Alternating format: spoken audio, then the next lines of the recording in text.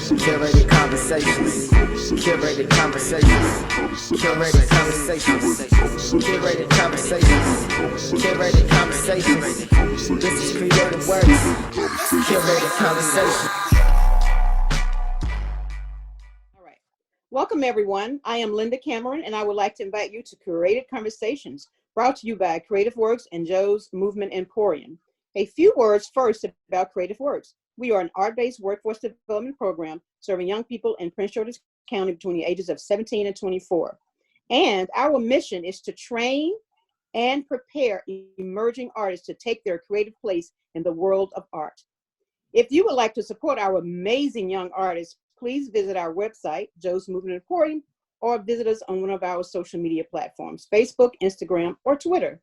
Without further ado, I would like to introduce you to three of our amazing young people who are going to be hosting this conversation. We have Naya John, Jay Jackson, Charles Thompson, and they will take it from here.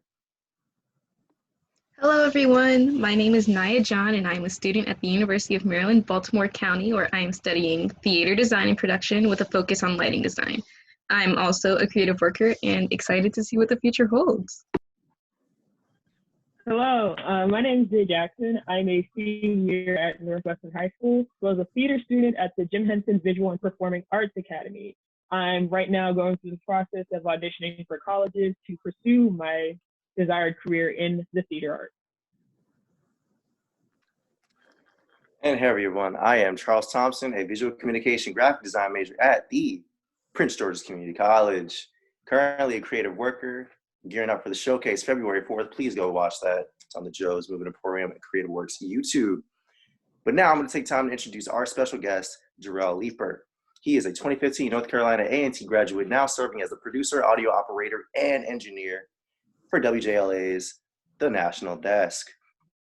He also records in his spare time the Thousand Jumpers podcast, where they discuss sports, music, and other pop culture. Jerrell, welcome to the conversation.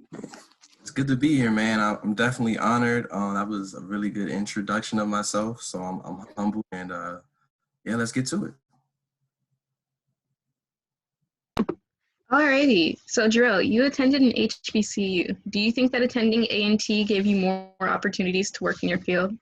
Absolutely. I felt like the time period that I went, so I started A&T in 2011, fall 2011. So from fall 2011 to, let's say, 2018, that 7-year period of greatness, I met a lot of really dope people. Shout out Big Bro Jerrell, because if it wasn't for him, if it was for me meeting him, I wouldn't probably be on this call. But just learning what it was like to be a journalist, and now we're in a time where we're appreciating HBCUs now more than ever. Shout out Kamala Harris being the first woman vice president of the United States, and she's a HBCU alum, Luther Howard. So people are starting to understand, like, yo, you can make it you can make it here being at HBCU, and that wasn't always believed until now. So I think learning how to be a journalist and the people I was able to work with and network with is how I got here today. So salute A&T always. Speaking of networking obviously is a big part in any creative field. Are there any opportunities that you missed that you wish you hadn't? Opportunities that I missed. That's a really good question. I want to, knock on wood, say I've been able to capitalize on every opportunity thrown my way. And if anything, meeting someone, I might have met someone and then we might later do work. So it's just trying to maintain that relationship. But as of now, I'm gonna knock on wood, knock on wood right here, that I haven't missed any big moment to network. Yeah, not surprising. I'm glad to hear that. Good job. I'm just surprised to hear that because, like, 2020 was not the year for anything, because the coronavirus came through and pretty much knocked out all socialization as a whole. So I'm just like, I just like to know, how did you pursue, I guess, further networking throughout the pandemic and all the effects it's had on social interactions? So I'll say the biggest moment that I would have been able to network is the NABJ convention. So NABJ has a convention every year, and they were teaming up. So NABJ stands for National Association of Black Journalists, and they were teaming up with the NAHJ, National Association of Hispanic Journalists, to do a joint convention in DC. They pick different cities every year, so I'm like, it's in DC again. We're gonna go up. It's in the summertime. It's in July. It's really like the fourth's gonna be lit. Then the week after was the convention, so it's gonna be just a 2-week period of greatness. You missed the crossover episode. Yeah, and then Corona was like, "Ha, hold my beer, bro." So that's because a lot of people that I see either on Twitter or like some of my heroes. Because when I tell you this convention, everyone that you watch on TV is at this convention. So it would have been a great way to like formally introduce myself, you know, just and talk shop.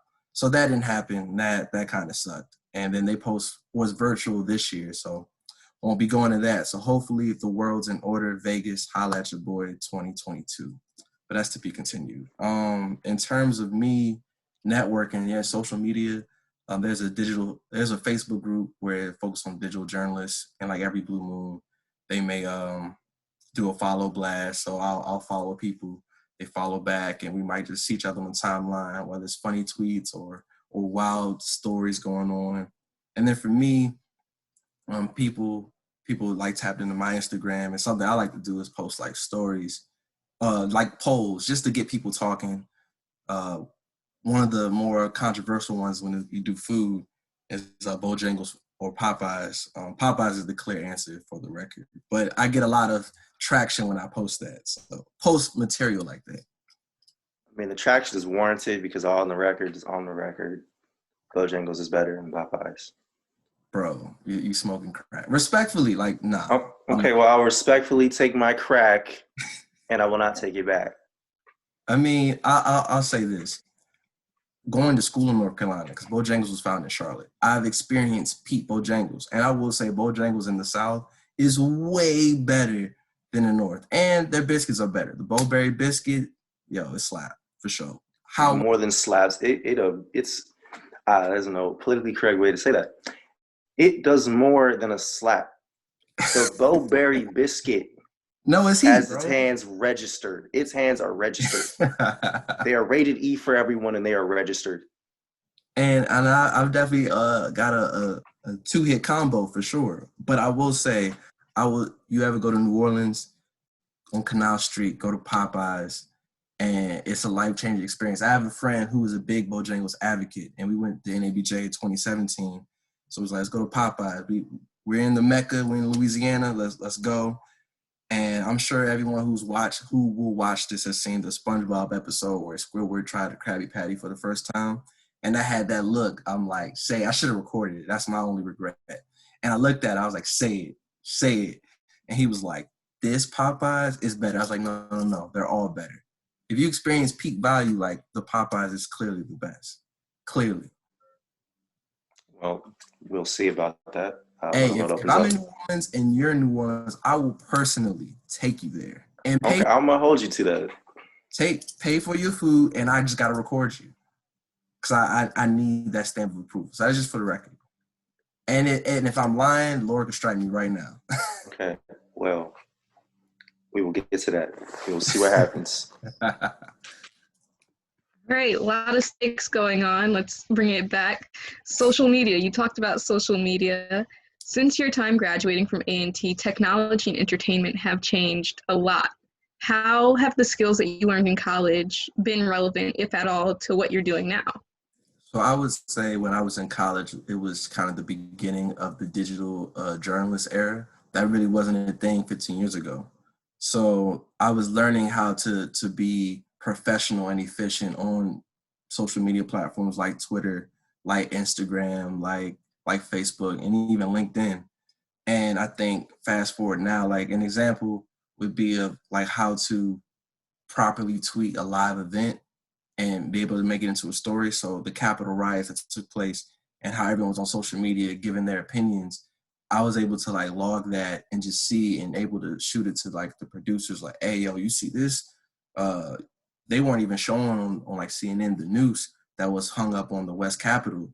But it was on social media, and I'm like, hey, y'all need to see this and report on this. And we were able to do that. So that's one thing. And then just being able to network. I come from the era on Twitter where we would spam our favorite artists and be like, hey, bro, like send me your new song or send me a jersey or something. And that wasn't the proper way to learn, to use social media for your benefit.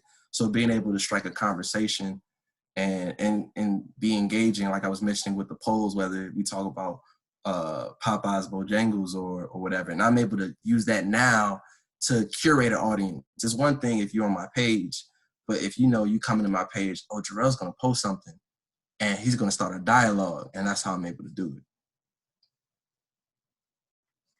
I honestly think it's like crazy that we live in a time where something like Twitter could help your career. Granted, that's not what I'm doing when I'm on Twitter. I'm just scrolling through Twitter, but like, who knows? That's what I could be doing. Right, no, shoot your shot. Bit. Shoot your shot. It's real. To switch gears a little bit, I know a lot of people during this time, myself included, find it really hard to stay creative. Staying in these four walls 24/7 really isn't like the best thing.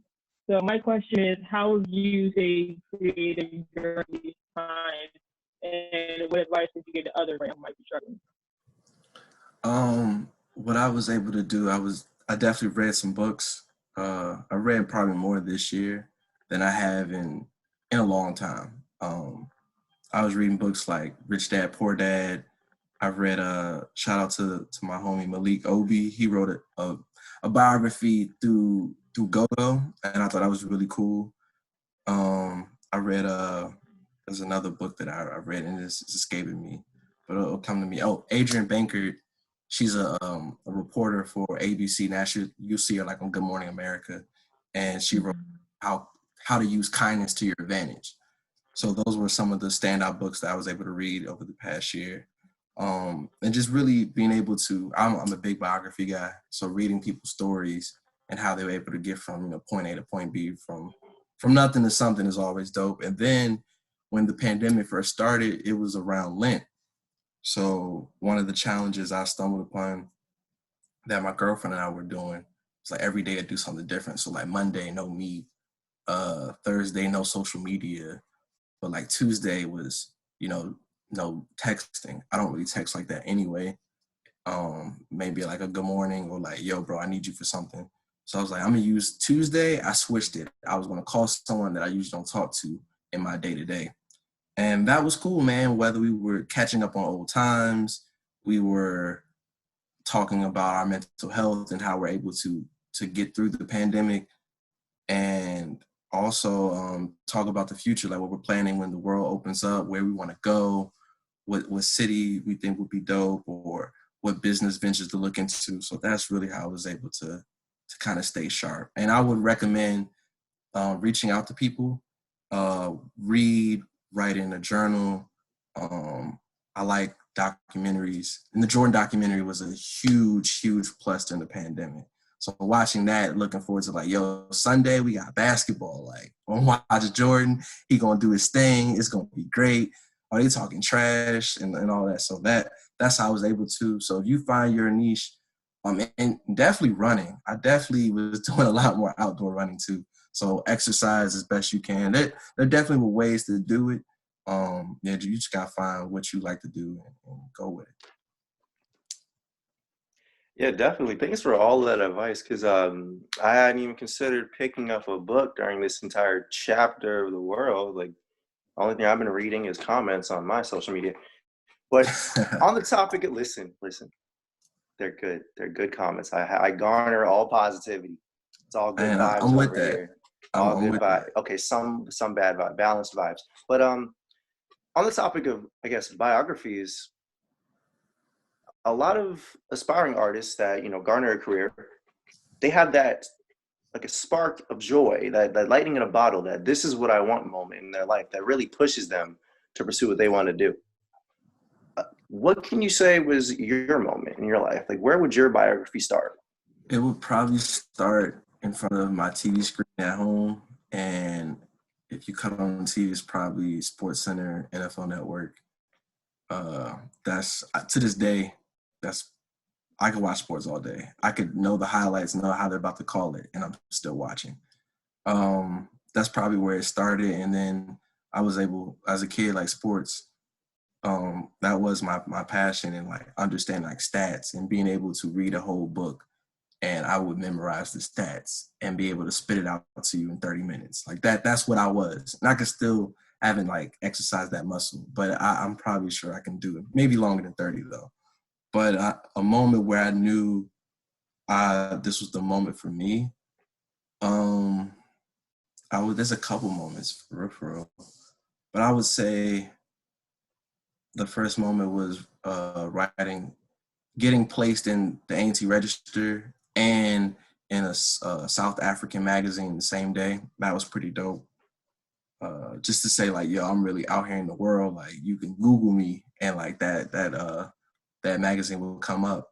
And then me getting the job at JLA in 2015. Because at that point, there were people who were getting, let's say I had a class of 100 people that graduated 2015 overall.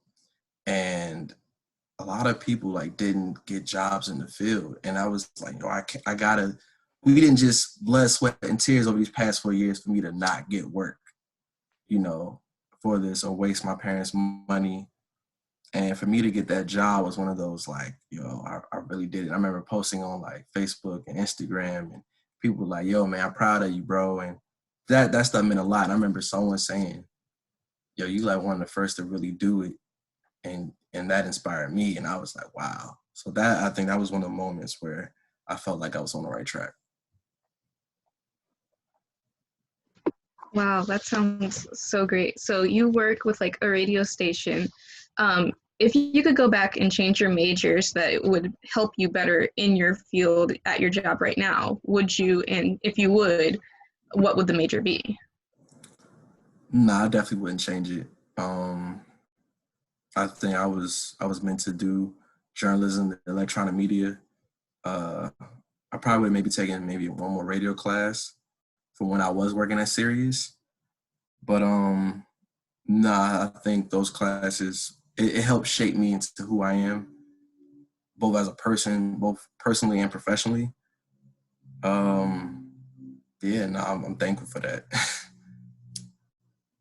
I think that's important, being thankful for what happened the way it did, because I know there's some things I would have changed for like my academic career, but like if it didn't happen that way, I wouldn't be the way I am today.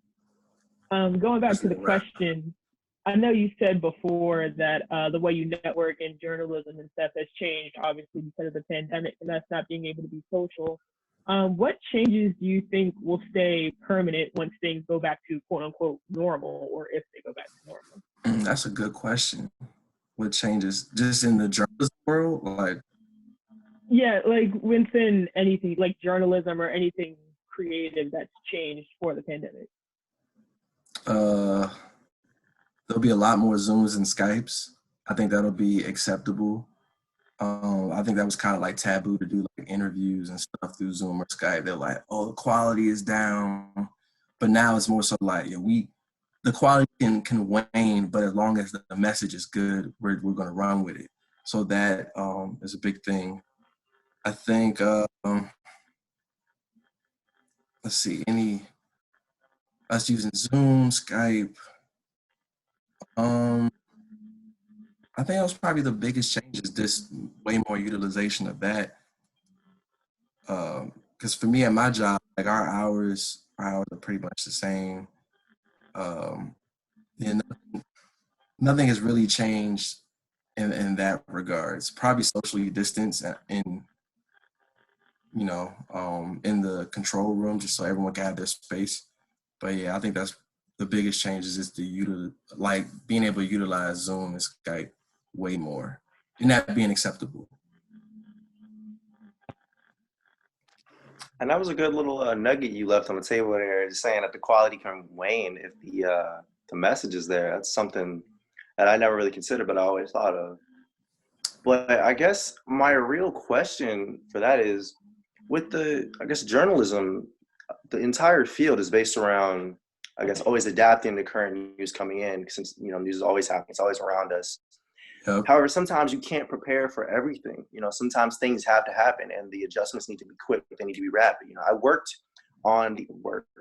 I was part of the morning news, I guess, programs for about every year of education. So from elementary school, high school, well, elementary to high school. I'd done some work in college, but it was more so behind the scenes. Like I carried papers for one of the hosts. I felt good. Yeah, But yeah. no, just, I guess, what is one moment in your journey, like working at WJLA, where things were hectic and the adaptation had to come so fast that everyone was kind of just working, goggles on, just working pedal to the metal to try and get, I guess, to adapt to what was happening.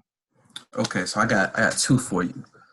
The first one was the 2016 blizzard. That was a crazy experience for me. That was my first real storm in the business.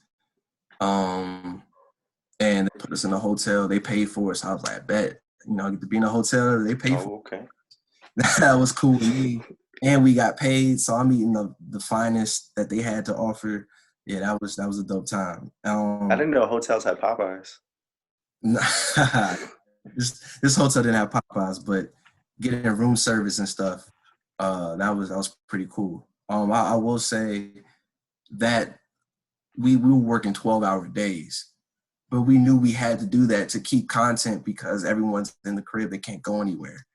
So that was kind of cool, just being a part of that. And then the next one, there was, if you remember, the congressional shooting in 2017 where Steve Scalise got shot on the baseball field. So I remember that day vividly. This was 2017. It's like the summertime, and it was a regular news day. I mean, I was a floor director, so I'm just flooring the show. We were supposed to have like a cooking segment. Yeah, if you work in daytime television when the world get back in order, I've eaten every type of meal at 9 a.m. It's ridiculous. But anyway, we were supposed to have a cooking segment. We had all these guests lined up like a regular day. And then people's phones start going off about, there was a shooting. So it's like, okay, that's random in Virginia. Like that, in that part of like Alexandria, is a nice, quiet neighborhood. That's very nice and quiet. And then they were like, yo, it was some congressional people there. Yo, Steve Scalise got shot. And I remember looking at our robo operator at the time. I was like, whatever we have planned for the rest of the day, we just got to throw it out. Because whatever we were going to do was gone. So the guests, the food segments got canceled, like everything got canceled, and everyone was just locked in on trying to figure out what was next.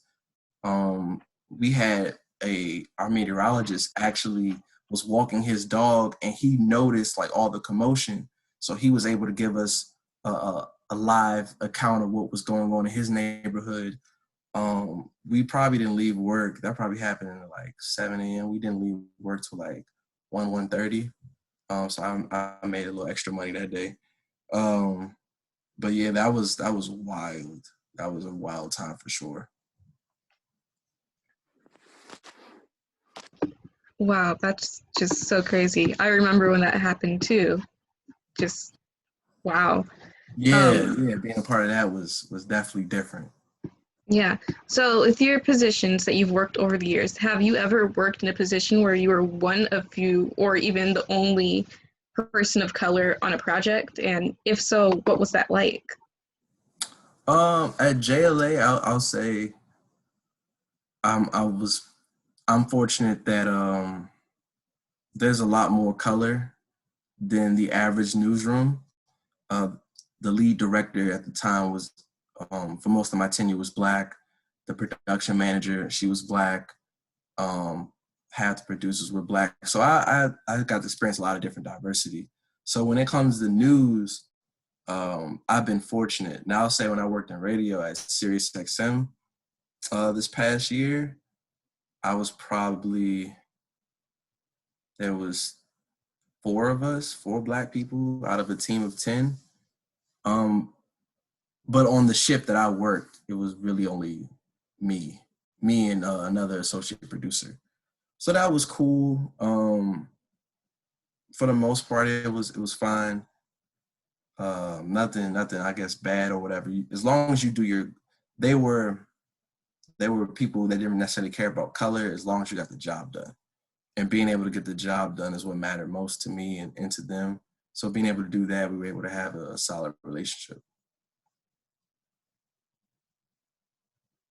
That's good that you were able to have a good relationship. I feel the same way. It doesn't matter like where you come from, your background, your race, as long as you're like here to do what you need to do, then I'm cool with it. Yeah, Um, absolutely. so I know people cover like a wide array of stories. My question is, has there been a story that's been covered that like really stood out to you, and why did it stand out to you? A story that was covered. Um,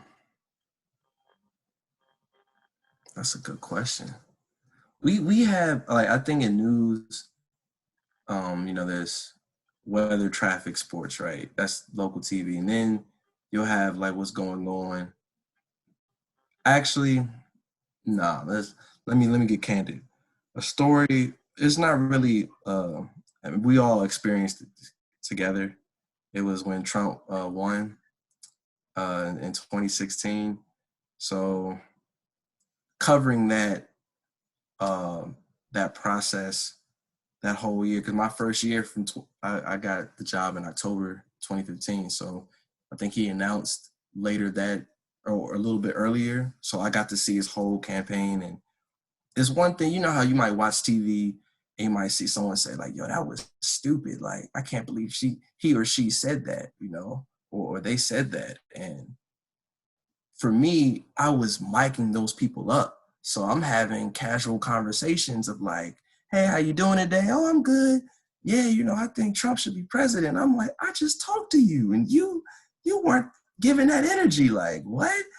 And so I remember that day, everyone was kind of antsy as we all were. And I woke up. So for those who don't know, my schedule is 4 a.m. to 12. It was 4 a.m. to 12 to 1 o'clock at that time.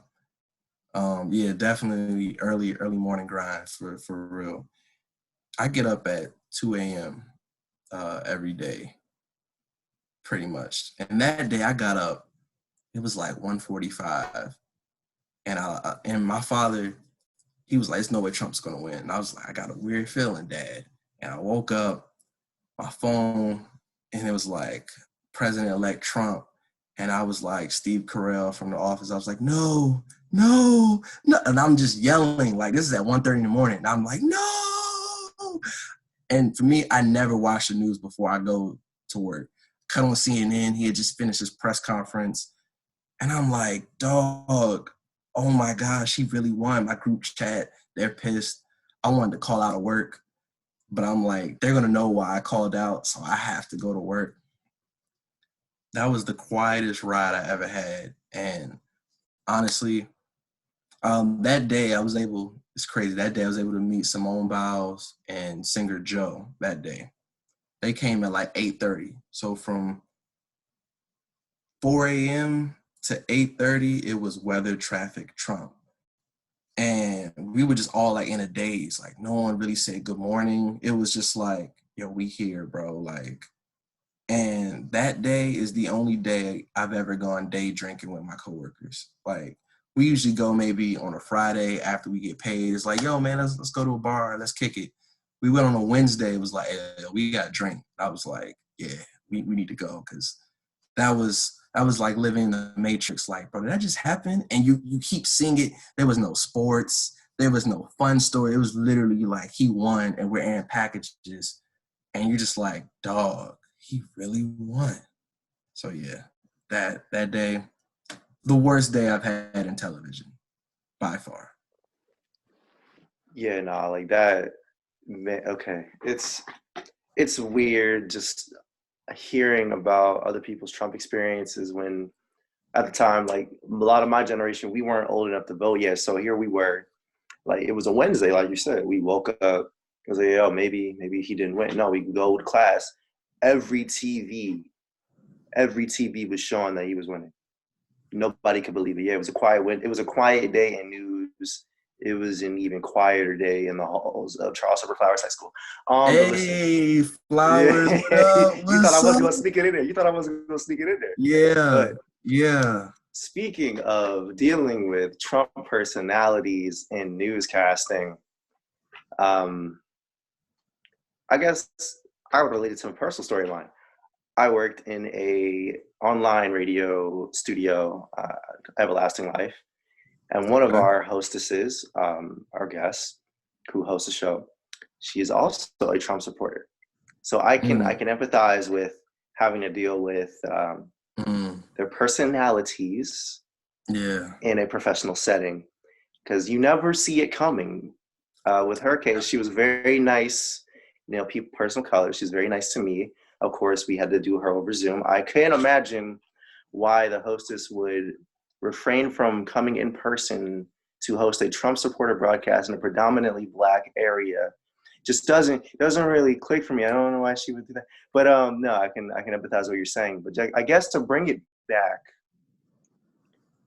to end on a lighter note, I know you said there have been some good stories or some fun stories. Let's end the note with you telling us a fun story about your profession, just one day in general where something happened that you didn't expect and it stuck with you.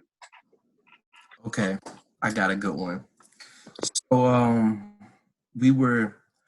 this is 2018.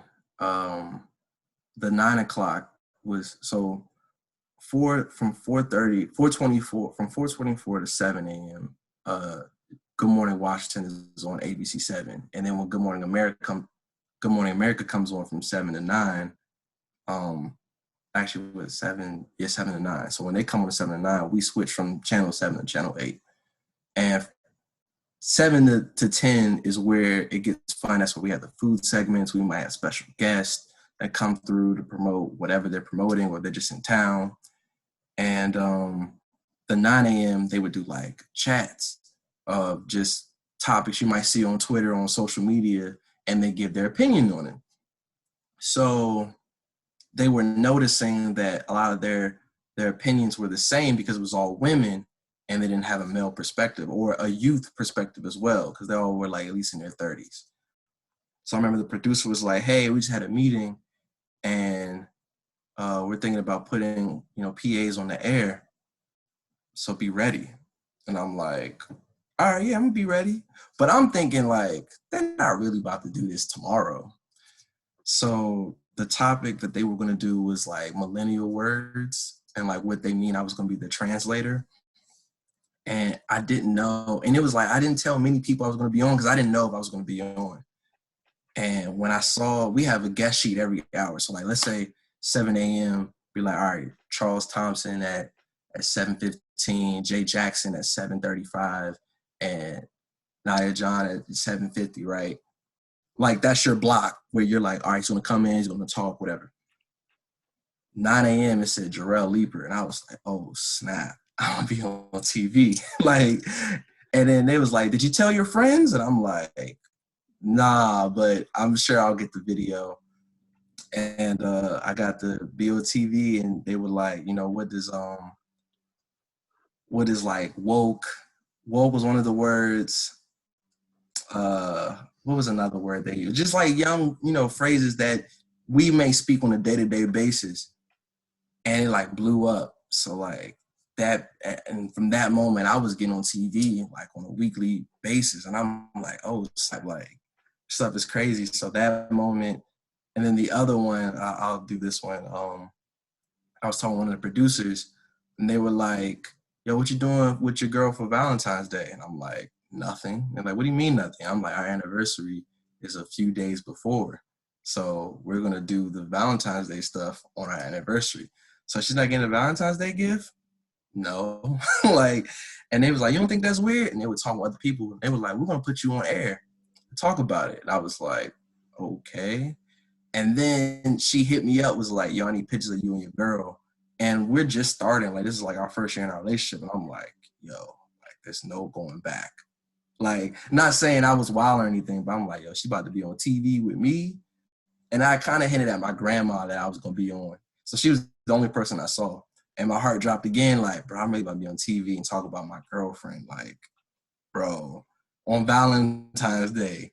And people say, yo, man, that's the greatest gift you could ever give on Valentine's Day. How you going to top it? And I'm like, bro, that wasn't even supposed to happen. And it did. So those are two moments that live with me forever. Well, thank you for sharing that. And Happy anniversary to you both. I know you got like 2 weeks to prepare, so. Yeah, no, I got gifts, so it's cool. No, we Okay, good. Yeah, we've evolved. absolutely. Metamorphosis. Oh man. All right, so another question for you, but it's a bit of a two-parter. So Absolutely. I'm firstly, good. did you know that you wanted to pursue journalism while you were in high school? All right, so I did probably later. I was shout out Charles, shout out Charles for flowers. I was in science and tech, so I was really good in computers. I studied computer science and I liked graphic design. That AP computer science test, I've never failed a AP test with more pride and dignity in my life. I knew that computer science wasn't for me. Salute to all my coders out there. That's where the real money is at. But yeah, and then I like graphic design, but I always wanted to do sports.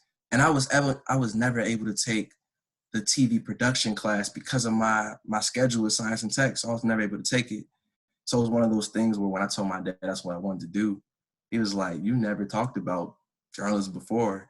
I'm like, "I've always talked about it." Like, it's crazy enough, I wrote down I wanted to do journalism or sports journalism in middle school, but I was never able to act on it in high school. So college, it was like, forget everything I learned at Flowers. I'm about to just try a whole new path, and it worked out.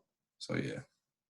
All right, so then you've been doing this, or at least the idea of this, for about 10 years now. So in the Yeah. next 10, where do you see this going in the next 10, 20, 30 years? Like, where do you think this field is going, or you're going specifically?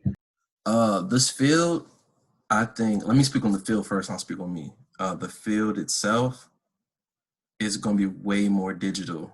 Like how we could, again, I'm going to ask y'all a question. Do you guys watch the news, or do you get it on your phone? Yeah, any of y'all can answer. Get off Twitter. Twitter. I wait for my girlfriend to text me because she is knee deep in all of that. I'm too busy on Facebook, and my Facebook is complete just art.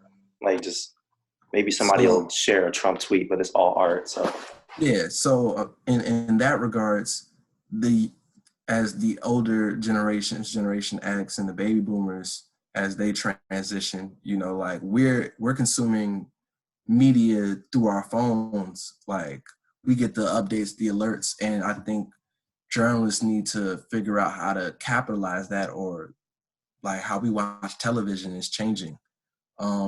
And then as for me personally, in 10 years, wow.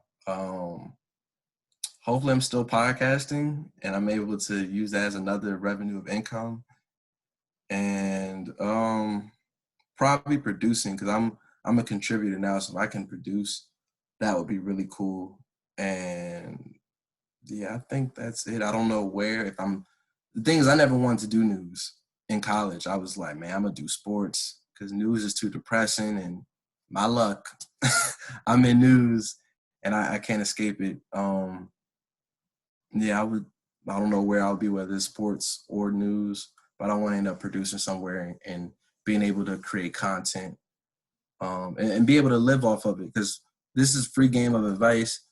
Being a journalist is not, we get amazing perks. I get to meet I met some of the most amazing people that you would be like, you met them? I'm like, yeah. But we don't make a lot of money.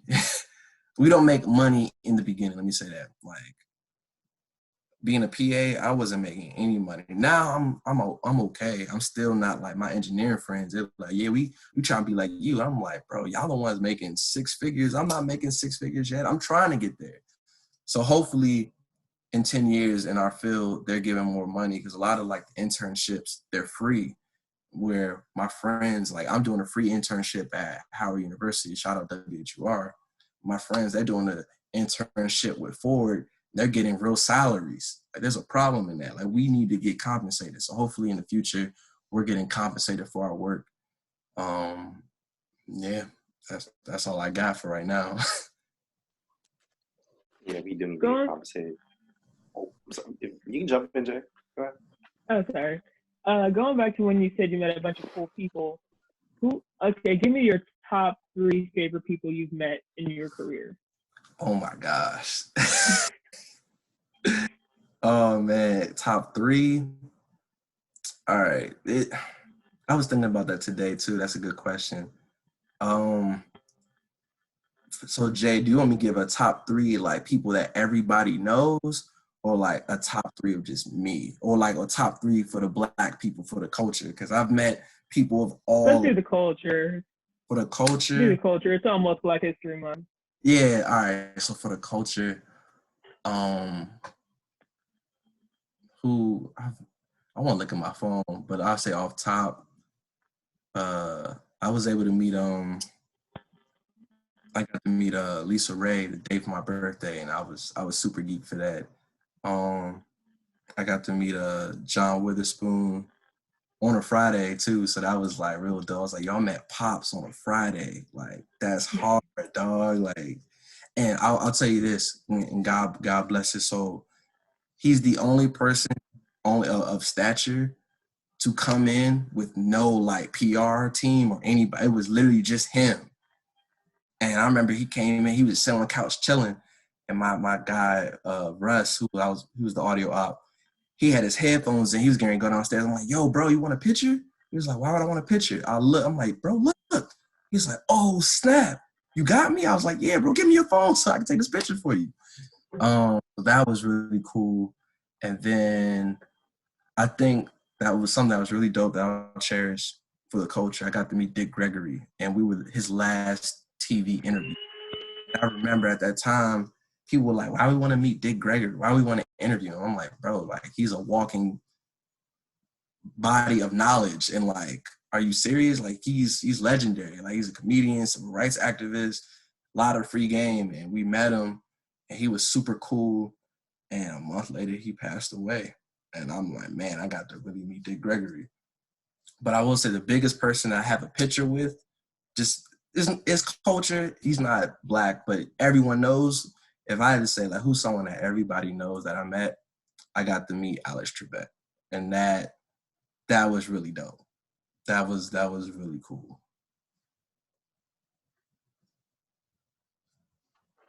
Yeah, rest in peace, Alex Trebek.